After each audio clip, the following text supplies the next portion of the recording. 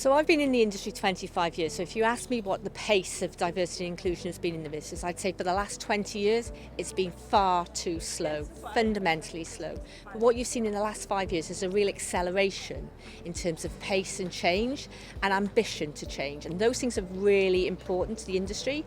But let's not tap ourselves on the shoulder and be proud, because actually if you look at us against our tech industries and accountancy and possibly even law firms, we're way behind the curve, so we've got a lot of work to do to catch up. But the value is there in terms of what it generates for improved profitability, improvement in terms of culture, in order to deliver a really diverse industry in terms of the property industry. So I think it's fair to say that over the last 20 years we've seen the most improvement in terms of gender.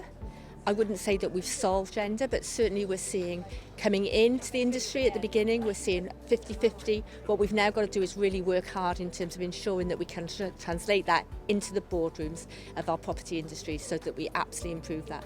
But where we know that we've got a lot of work to do in terms of catching up, in terms of inclusion, in terms of ethnicity, but also what we've got to do is look at that social mobility piece, because that's where we're really missing the opportunities. I can't understand why somebody with a GCSE that goes on to Oxford University and a GCSE that goes on to Oxford Books can't be treated the same, and their value to the industry and their opportunities to create growth are exactly the same. So there's some real important intergenerational pieces we need to look at.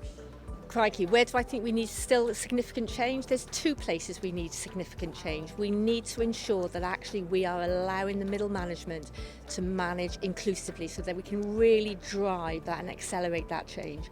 We know where the blockage is. What we need to do is understand how we bridge that blockage in a really truly and inclusive way. And we do that not for a tick box exercise, but we do it because it's good for our industry and it's good for the people that work within our industry.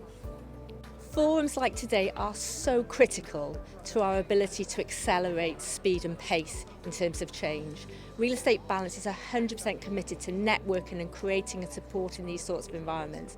We need to listen, we need to learn, and if we can work together and gain things from each other rather than competitively, we'll really make a difference much more quickly, much more robustly, and we'll see the sort of change acceleration we need.